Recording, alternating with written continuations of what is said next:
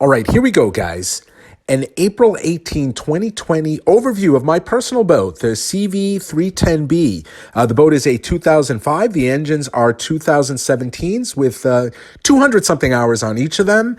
And as many of you who follow the channel know, this is the boat I bought last year for my charter business. It's a great boat. I never did an overview of it. It got put in the water this week. I wanted to try a little togging, try a little fishing. My trolling motor, unfortunately, is not on for togging. You'll see in the beginning, I talk about the weather here. It's just brutally cold, and you'll see some footage. This is from last November. Doc and I running it in some choppy water. It's not from today, believe me. We are not fishing together. We are maintaining social distancing. But I thought a review of the boat was overdue. Hope you enjoy. Ask any questions. Stay safe. And the boat's in the water. Hopefully, we can actually start fishing next week and start putting up some current content. Although it will be me solo until this pandemic is over. And we get the green light to start fishing with our friends again. Everybody stay safe. As always, if you do like the videos, hit like. And if you're not already a subscriber and you like this content, please hit that subscribe button. All right, here we go, guys. I just unpacked my truck. This is all the crap we got to get on the boat. I brought a rod. It's really nasty out, though. I was thinking of doing a little fishing, but it's 44 degrees. It's cold, it's rainy, it's windy, so not sure we're going to do that. But regardless, I figured this might be a good time with the boat empty to give you an overview of the 32-foot CV I run for my charter business and personal fishing too, which with everything going on today, that looks like we're going to be doing a lot of personal fishing, guys. And it's look, I'm going to put it in perspective. I had every available day booked this year, every single day, 40 trips. I have a full-time job. Luckily, I'm one of the fortunate ones who hasn't lost it. I'm working from home. But obviously, New York State order says charters and party boats are non-essential, and I get it. I totally get it. And at least through May 15, I've lost 2 charters in May so far. Probably going to lose more, but it is what it is. Everybody's health and safety comes first, and if I have to fish solo for as long as it takes for this pandemic to end, it is what it is. I'd rather everybody get healthy and nobody else get sick because they came on my boat and caught it from somebody. Than anything else. So here's the boat. She got dropped in this week. Those of you that follow me on Instagram know that I did not drop it in. A buddy of mine who lives out here was kind enough to do it for me. She has not been filled yet. I got to bring all that stuff down. But I thought now that she's empty, good chance, good opportunity to give you the overview that I didn't do last year. Some specs on the boat. It's a 2005 CV model number 310B.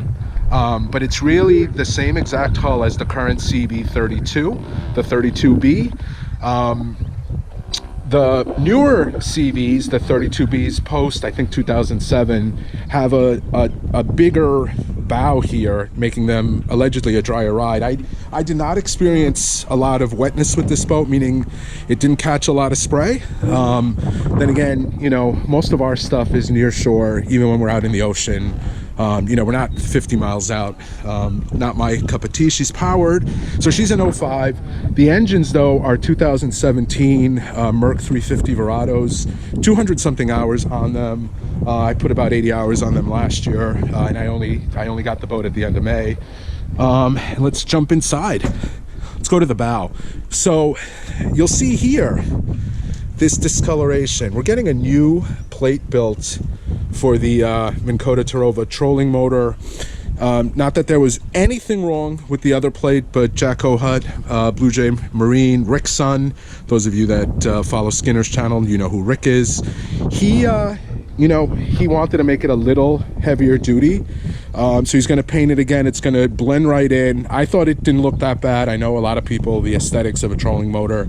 But that should be in this week. And if it is, hopefully I get to do some togging next weekend. Last weekend, at least in April, New York has a limited season. Here's the anchor locker. There's a huge anchor in here. I've never actually used it because of the trolling motor. The other thing I really like about this boat, these ledges, so many boats have wasted space here, and the CV doesn't. And you know, you could put your dock lines here or extra dock lines. You could put weights. That's what I do. It's just a nice, convenient thing. Let's open this fish box. Again, something I don't use. I have a cooler that sits on top of this, but this is just a huge, huge, huge fish box. I usually throw the bean bags in here. It's on a gas-assisted strut, so it stays up. Forward of this, again, something I don't use. We have a nice, I think it's a 40-gallon live well. Again, it's used for storage, and it's not dry storage, which, you know, these boats are made in Florida for Florida fishermen, and Florida fishermen really like their live bait. Those of you that follow the channel know, with the exception of blackfish, where we're using crabs and we don't need to keep them in water, you know, we're using artificials. So I don't have a real need for 2 live wells. We have dry storage on each side of the boat. In the forward, you'll see it here. It extends all the way down. It's a lot of room. And same on this side, more dry storage. The other thing I really like, the gunnel, it's just right at my knees, or my knee caps are slightly below it.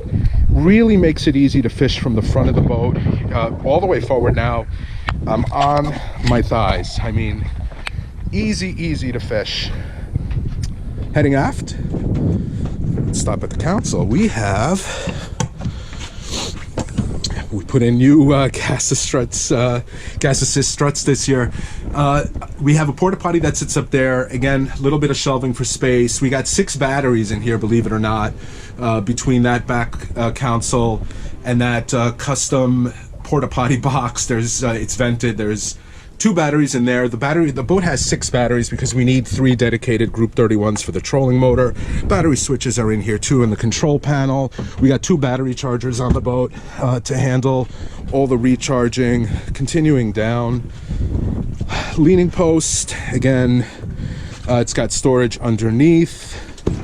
We got a really nice little station up here. We got 3 cup holders, 3 extra rod holders. We have a rigging station. I need 2 hands for that. That if you want to set up bait, you can, or you want to tie your lines, you can. Closes right up. And then I have Plano trays. They're up there. 3 of them slide in here. And then we have 3 drawers here. Very nice. And then we have a pin there that you can see, and we have a rigid cooler. Again, we usually put the food and drinks in here. More storage here. This is actually a macerated fish box. Again, it goes all the way back. It's really deep. You can fit a lot of stuff in here. I use it for dry storage, although again, this one's not guttered. It's meant to be a fish box, so it does have a macerator, and it will fill up with water a bit, so we keep our eye on that. Bilge access sits here. You can see it's very clean. It's very well thought out, easy to get to everything. 2 big bilge pumps in there, a couple water pumps in there also for the live wells and the fresh water. And then a pressurized, it's hard to open, 60-gallon live well here. Again, not something we typically use, but it's there. This is my little garbage chute. I just tell all the customers and my friends to throw, and that's where my dock lines went. Well, this is meant to be a garbage chute, but you can see you can also use it for dry storage, or even it's insulated, so you could put cold drinks in there. And last but not least, the dash.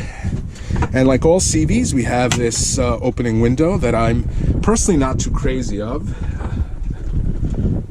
It just, you know, when you're running, you don't keep it up. I kind of wish they didn't have it, but it's there. I guess I could take it out, but we got a stereo, we got a VHF, we got a Garmin. I think there's an 8212. I forgot the model number. It's either 8212 or 8612. This is what I typically use as my GPS. And then we have, and this talks to the Humminbird Minn Kota Tarova. We have a Humminbird Solix 12-inch depth finder. It's also got radar on it. I have open array radar. One of the best depth finders I've ever used. The clarity on it is spectacular. And that's really it. The keys are there. We can start it up. Engines are down. See, I'll turn on the starboard engine first. Now I'll turn on the port engine. And there you go. She tops out at about 55 fully loaded, and we usually cruise in the 35 to 40 range, getting about 1.3 to 1.4 miles a gallon. It has a 300-gallon gas tank, or has two 150-gallon gas tanks. Total is actually 300. And you always want to keep a 10% reserve, so we have about 270 usable gallons. I usually burn about 27 miles an hour, 27 gallons per hour at cruise, so that'll get us about 10 hours of use, which is fine. That's usually for Montauk trips. Montauk, where we fish, is about 35 miles away. But there she is, an overview of my boat, of my CV. Nice, big, open fishing platform, perfect for chartering, perfect, easy to handle solo, great to fish front to stern, bow to stern. Just a great boat. I love it. And because I bought it used, I paid a third of what a new one goes for. Hope you enjoy.